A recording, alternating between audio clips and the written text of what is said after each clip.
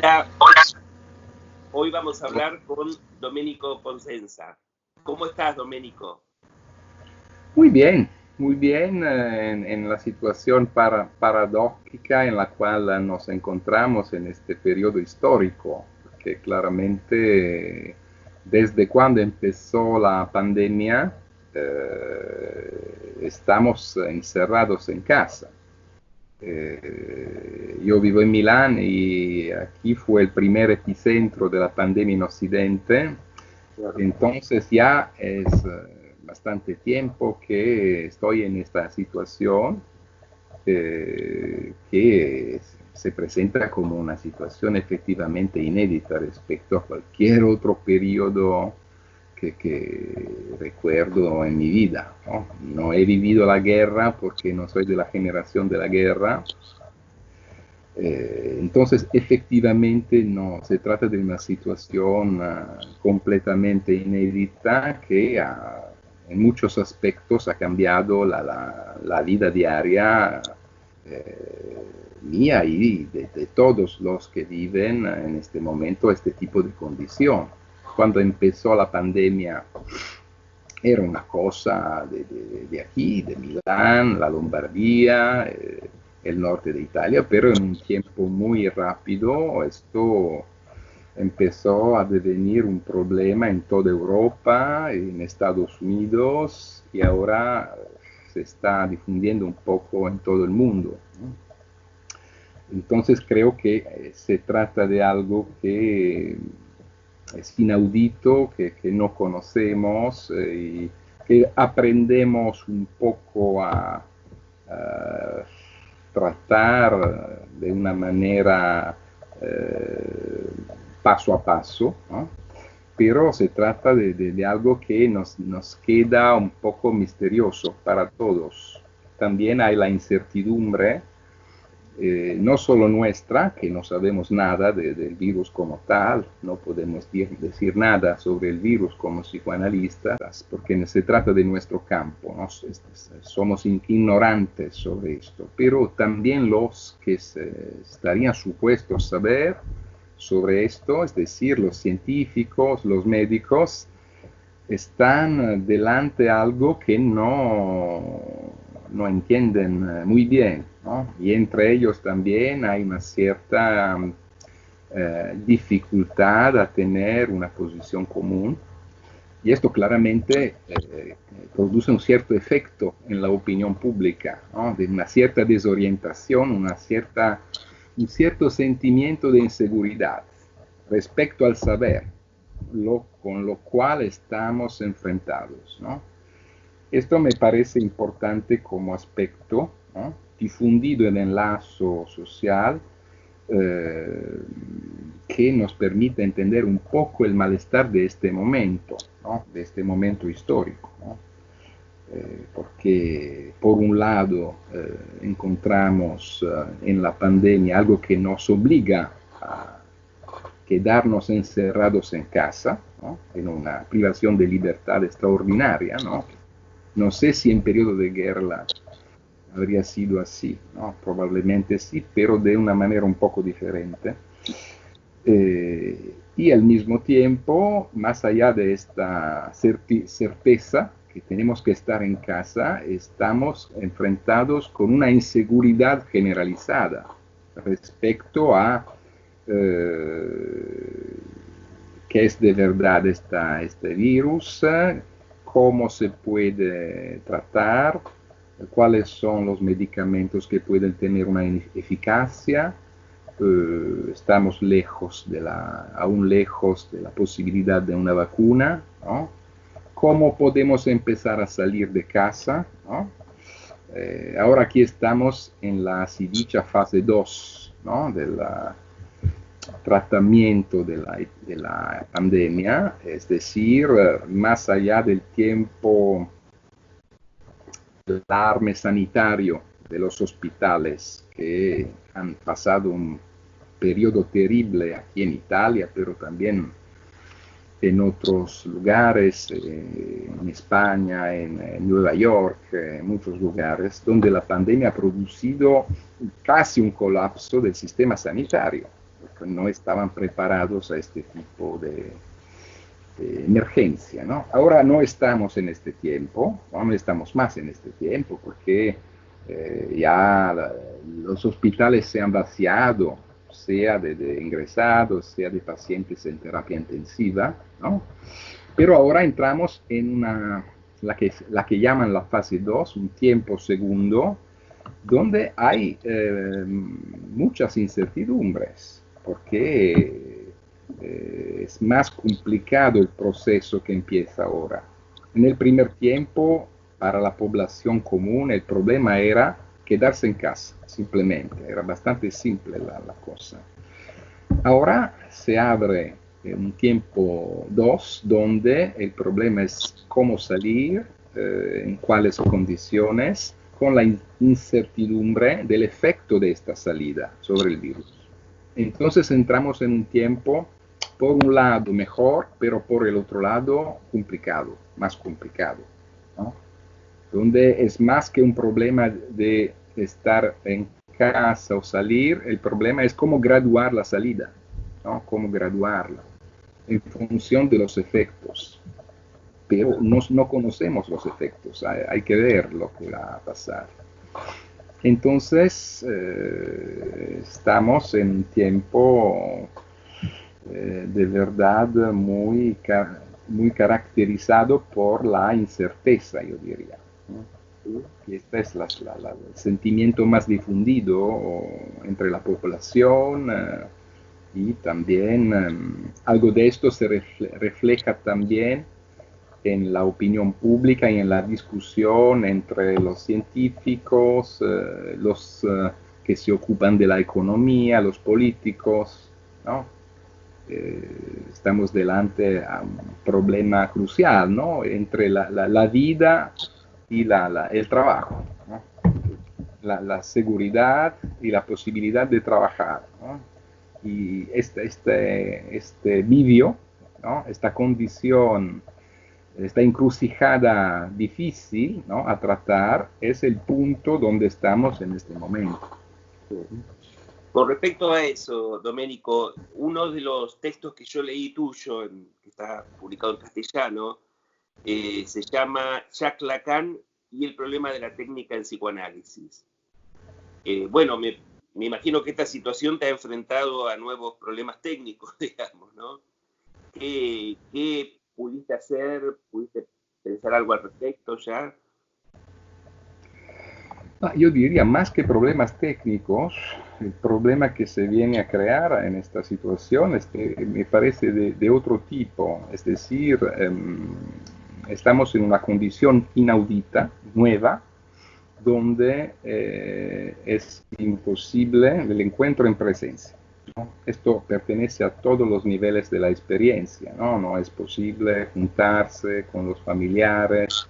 Quizás la próxima semana en Italia será posible juntarse con los padres, con personas que no viven en la misma casa donde uno vive, ¿no?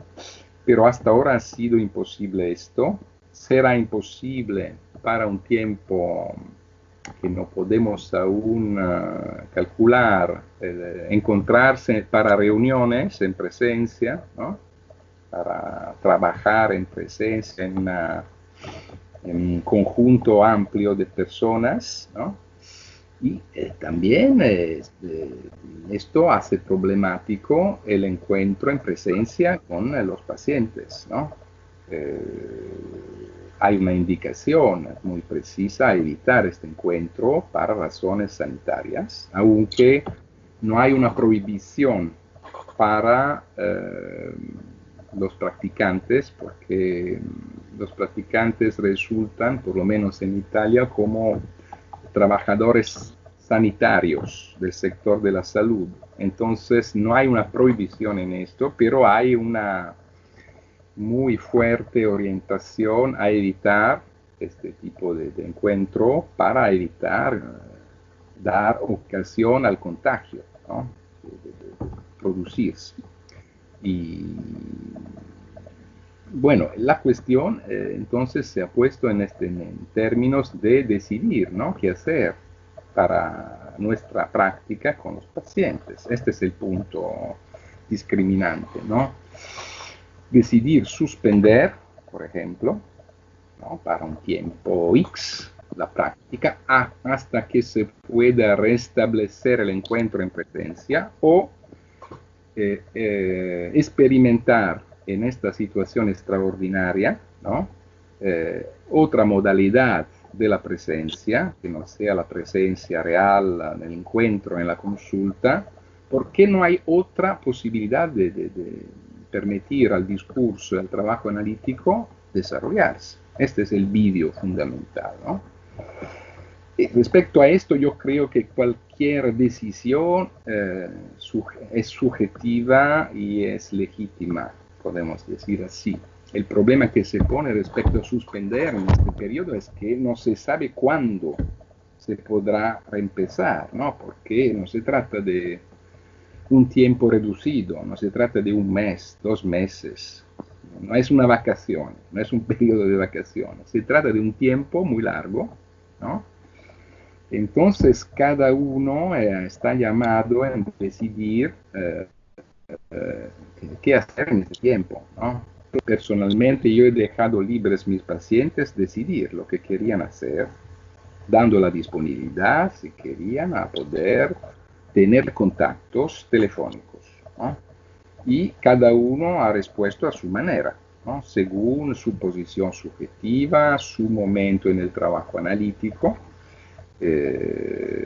Bien, me ha parecido importante respetar esta elección de cada uno. Varios me han dicho volveré cuando la emergencia será sobrepasada. Otros, por lo contrario, me han dicho, bueno, de acuerdo, vamos a intentar en este periodo donde es imposible encontrarse en presencia, experimentar esta otra modalidad de la presencia. Bueno, esto ha sido mi experiencia hasta ahora. No creo tanto que esto implique cambios en la técnica. Creo que el problema es más poder averiguar en todos los casos, en cada caso, qué efectos ha producido esta experiencia en el recorrido del análisis. Y pienso que esto nosotros no lo sabemos, y pienso que podrá devenir más claro cuando volveremos a encontrar estos pacientes en nuestra consulta. Ahí creo que se irá a depositar lo que se ha producido en este periodo extraordinario de nuestra experiencia, donde hemos encontrado otros medios para permitir al trabajo analítico poder desarrollarse. Esto es lo que pienso y será muy interesante. En este APREQ tendremos poder evaluar en el trabajo subjetivo lo que ha sido este trauma, ¿no?, que no nos ha permitido un encuentro real en la consulta como hemos siempre experimentado antes, ¿no? Para mí ha sido una novedad absoluta, porque antes de esta crisis nunca he tenido un trabajo analítico de una manera que no haya sido en presencia, ¿no? Recuerdo algunos raros momentos de algunos análisis con algunos analizantes que por razones de trabajo se habían trasladado en América o en otros lugares del mundo, donde era complicado poder continuar el trabajo, y me han pedido poder tener algunos contactos, pero aparte de esta situación nunca he tenido trabajo de este tipo, análisis de este tipo, ¿no? Creo que es muy diferente. También el paradigma de este tipo de situación no es comparable con el otro, ¿no? Porque ahora hemos experimentado la imposibilidad de hacer de otra manera. El problema no es la distancia, el problema es la imposibilidad de salir. es completamente diferente, ¿no? Hasta cuando el problema es la distancia, uno puede siempre viajar, Claro. pero cuando uno no puede viajar porque es imposible, la cuestión deviene mucho más complicada, ¿no? Entonces, el pasaje a través de otros medios toma otro valor, toma otra función, yo diría esto. No sé, Domenico, sí, sí, no, decime. no sé lo que piensas tú de esto. No, pienso que está bien lo que vos planteás, que esto tiene que ver con el criterio que cada uno tenga. Creo que hay que respetar lo que los analizantes indiquen, pero también es verdad que pasa mucho en las diferentes conversaciones que he tenido yo, pasa mucho también por la experiencia que se tenga, como la que vos planteás, de trabajar con analizantes que estén afuera o no. Hay gente que tiene más experiencia en eso y le ha resultado más fácil el pasaje a otra modalidad. Y hay algunos que no, que siempre han preferido lo presencial y entonces le ha resultado más dificultoso, ¿no? Ujú. Con los analizantes también hay diferentes estilos, hay gente que ha continuado, gente que no. Claro, Creo que estoy de acuerdo en dejarlo eso en libertad de cada uno. También es verdad que hay análisis que se interrumpen por esto que claro, vos decías, no sabemos sí, cuándo sí, la consigue. claro, Y se evaluará luego si eso tiene que ver con estilos, con características, con resistencias, ¿no? Es como, claro, como claro. decía, me parece que en un momento ulterior podremos llegar a evaluar algo que en este momento son hipótesis, ¿no? Sí, sí, sí, sí, sí. Vos sabés que una de las cuestiones que yo también he trabajado, he podido aprender mucho de vos, es a partir de tu trabajo en el campo de las anorexias. Hay un par de libros que están traducidos al castellano también. Y entiendo que vos trabajás en instituciones ligadas a esta problemática. ¿Qué ha pasado en esta época de cuarentena, en estos casos? ¿Seguiste trabajando con algunos? ¿Tenés relación con las instituciones? La institución donde ahora trabajo, que dirigo, no, es una institución donde se hacen consultaciones fundamentalmente con pacientes con trastornos alimentarios. No se hacen hospitalizaciones. Yo trabajé en instituciones, comunidades terapéuticas donde se hacían esto. Claramente, cuando se trata de instituciones donde hay hospitalizaciones, estas instituciones continúan a trabajar, ¿no? También en este periodo, ¿no? Con todas las medidas de seguridad necesarias, pero respecto a las consultas, la consultación en institución, hemos tenido que parar inevitablemente en este periodo, suspender, como se ha hecho en casi todas las instituciones de este tipo, y ahí también hemos evaluado caso por caso cómo continuar y en muchos casos se ha continuado con contactos telefónicos, no en presencia, porque la presencia es imposible en este momento, ¿no? Eh, ¿Cómo han respuesto estas pacientes al confinamiento? Ahí hay una fenomenología muy variada, es decir, no se puede decir una cosa homogénea, ¿no? Seguro, seguro. En algunos casos se han producido estabilizaciones raras, ¿no? Eso lo vi en el campo donde yo trabajo, que es el campo de las toxicomanías, que me ha sorprendido de algunos analizantes que seguían teniendo problemas muy serios con sustancias y que sin embargo al estar confinados frenaron su... Sí, sí, esto ha producido un efecto en varios casos de apaciguamiento, ¿no? En varios casos de bulimia, por ejemplo, que sigo, se ha producido una reducción sintomática muy particular en una condición en la cual se ha restablecido de una manera forzada, pero no conectada con la familia, el momento alimentario común, ¿no? Porque efectivamente el confinamiento ha ha reducido la posibilidad de salir, de comprar, de hacer toda una serie de cosas que antes eran mucho más posibles. Y esto ha producido en algunos un cierto efecto de apaciguamiento.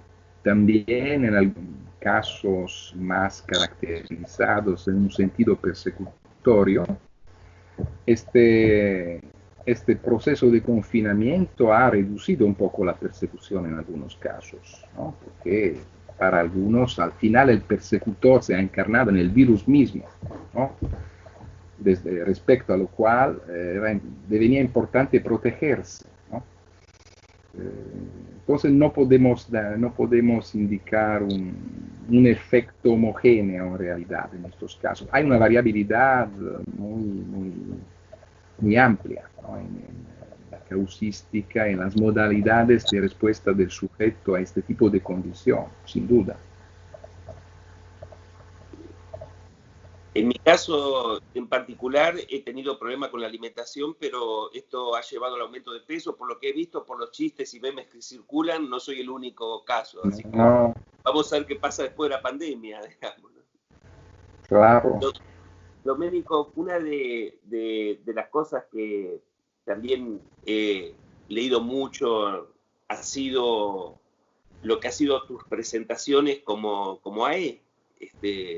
Yo no sabía si vos habías terminado tus funciones como AE o si estabas todavía en ejercicio. AE, para quienes nos ven y no son de nuestro campo, tiene que ver con el análisis llevado a un extremo en el cual la institución analítica, esta es una cuestión que ha creado Jacques Lacan, que se denomina PASE, digamos, provoca una nominación en aquellos analistas que llevaron su análisis hasta el momento conclusivo, de acuerdo al trabajo que se hace, y se presentan testimonios. Yo he tenido oportunidad de leer algunos de tus testimonios. No sabía si ya estabas terminando tu gestión como AE o si esta quedó en suspenso por la pandemia, ¿no? Prácticamente estoy al final, porque mi periodo de ejercicio como AE termina el 13 de mayo, ¿no? Y yo, el último testimonio que he dado ha sido el testimonio que he tenido en Zaragoza en febrero, porque luego no ha sido posible dar testimonios. Ya tenía algunas citas para dar testimonios, pero no ha sido posible hacerlos, ¿no? Y entonces, efectivamente hay que decir que la pandemia ha introducido un efecto particular respecto al PASE, porque hay colegas nombrados que nunca han podido hasta ahora dar su primer testimonio. Yo he sido más afortunado, la pandemia me ha bloqueado en el final, podemos decir, pero esto pertenece a un real que no podemos prever y con lo cual tenemos que encontrar una modalidad con la cual saber hacer, ¿no? Entonces mi opinión respecto a este punto es que efectivamente el PASE tiene algo muy especial que necesita la presencia del auditorio verdadero para poder ser puesta en juego. Entonces, no fue favorable, por ejemplo, a la posibilidad de dar una enseñanza como ahí por online, ¿no? No me ha parecido una cosa adecuada al testimonio del PASE o a la enseñanza de la quizás el trabajo en este momento podrá ser más un trabajo conectado con la escritura, ¿no? En una precu respecto a todo el recorrido que ha caracterizado mi ejercicio como AE. Hay que decir que una cosa que puedo decir que no es de verdad una elaboración es que un punto clave de todo mi trabajo ha sido en conexión con el terremoto, ¿no? El efecto de temblor de la Tierra, y llegó el virus, ¿no? A poner podemos decir, un encuentro traumático en la fase final de este periodo, ¿no? Entonces, me encuentro entre estos dos acontecimientos traumáticos de la naturaleza, el terremoto por un lado y todos sus efectos de resonancia en mi historia subjetiva, y ahora la pandemia, el virus, que es otra manera con la cual la naturaleza nos presenta un punto fuera de la ley, con lo cual tenemos que encontrar una manera de relacionarnos, ¿no? Esto sería interesante como tema, pero lo veo más en este momento como un tema de escritura, quizás en el tiempo. Una preocupación. Sí, yo tuve esa experiencia ya hace muchos años, en el 2007, y en mi caso en particular, más allá de que había posibilidad de transmitir de forma personal, porque no teníamos este problema, a mí me llevó muchísimo a escribir, digamos, se puso muy en juego la relación con la escritura. Y fue Judith Miller, que prologó el primer libro mío, la que animó para que yo pudiera publicar esos textos. Así que bueno, vos sos una persona que también tiene una relación muy importante con la escritura, y he leído algunos de tus testimonios. Espero que también el día de mañana poder tener en castellano también un libro sobre los testimonios que has dado en este tiempo, y lo que te quede por escribir más allá de la pandemia, ¿no? Me Bueno, gustaría, ¿no? Vamos a ver, este verano podría ser un tiempo bueno para este trabajo, esperando que la pandemia ya haya empezado a dejarnos más tranquilos en su desarrollo. Sí. bueno, Domenico, quería hablar con vos. Sos una persona que ha hecho muchísimo por el psicoanálisis en Italia y en el mundo. En este momento vos estás presidiendo la Eurofederación, ¿no? Sí, sí, sí. De la Federación, y fuiste director de la SLP. Presidente. Fuiste presidente de la SLP. Sí, Y sí, bueno, sí. esto es alguien que siempre es muy lindo encontrar en cada una de las posibilidades que el psicoanálisis nos reúne en nuestros congresos, en nuestros encuentros. Eso también ha quedado en suspenso, pero espero que pronto podamos vernos en nuestro congreso, que en principio pasó para diciembre, y bueno, Sería y podremos fantástico. volver a disfrutar de tu presencia y de tu conversación. Sí, sí, tengo mucho deseo de volver a Buenos Aires, y el Congreso de la MP será la ocasión mejor para hacerlo, yo creo. Esto me parece muy importante. Sí, sí. Bueno, Domenico, te agradezco muchísimo. Nos vemos pronto. Muchas gracias a ti, muchas gracias a ti. Chao. Chao, hasta luego.